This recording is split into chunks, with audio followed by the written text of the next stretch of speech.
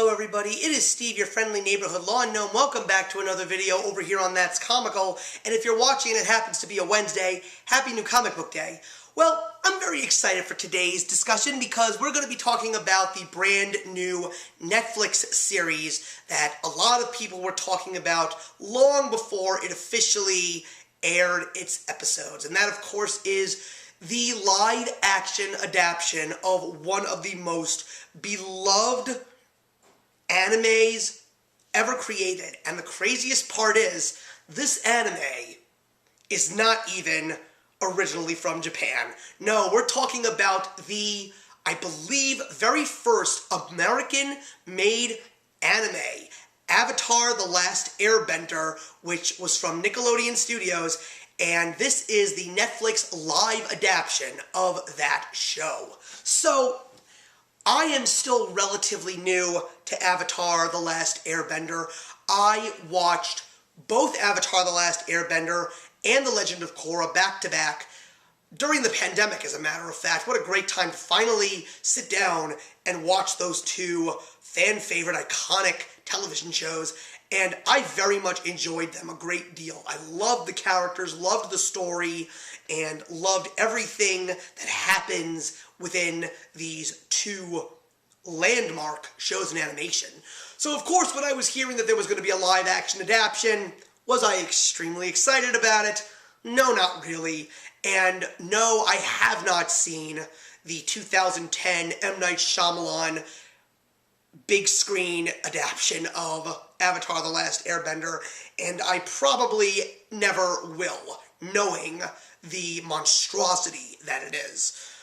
So, of course, in a world that we're living in when there is really no originality and everything is either a reboot or a remake or a adaptation of something that has already been known, created, and beloved, why would anyone be interested in a live-action version of Avatar: The Last Airbender? Well, after the first couple of trailers came out, a lot of people got very much on board, including myself, just because of the way that it looked and how it looked like it was going to be very close to the original series.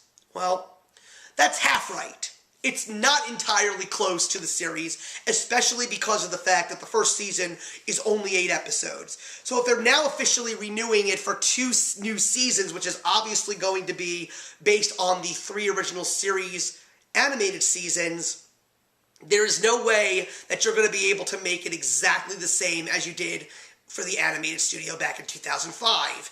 So, for what it is, guys, it's a very well-produced, very aesthetically pleasing show.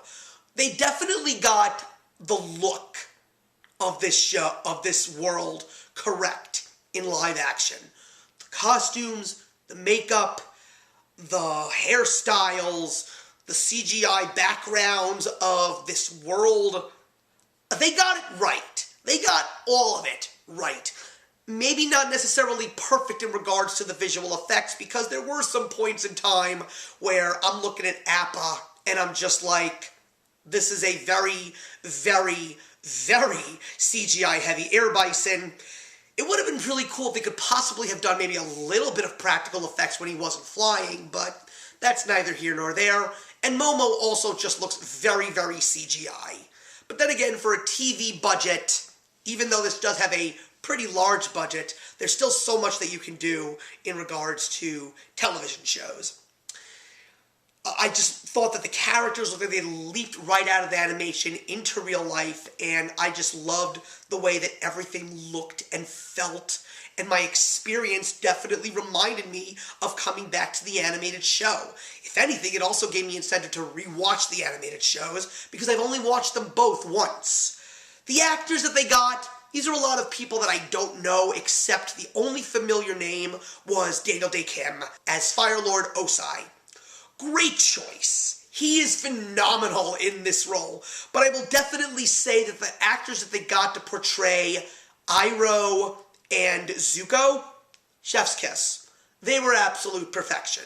I mean, the actors that they got to play Katara, Sokka, and Aang, good. But then when you take a look at Zuko and Iroh, you're just like, wow, this is pretty awesome. In regards to things that I didn't really care much for the show, I mean, I think that there were a couple of characters that they could have done a little bit better with. I mean, I'm unfortunately not right now on board with Azula.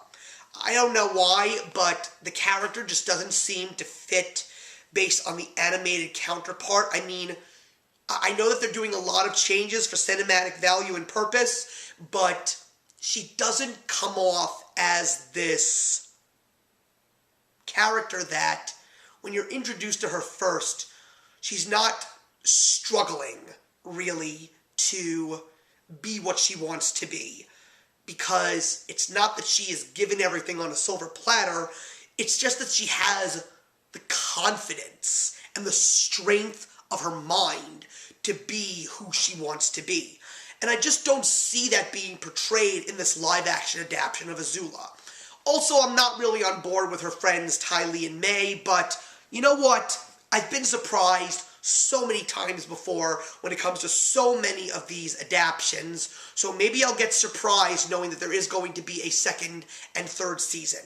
And I think the biggest fault of the show is the acting itself. I think the dialogue sometimes can be very, very cardboard flat. Like, it's lifeless. There's not that much dynamics, and there's not much oomph in these acting skills that these actors are performing.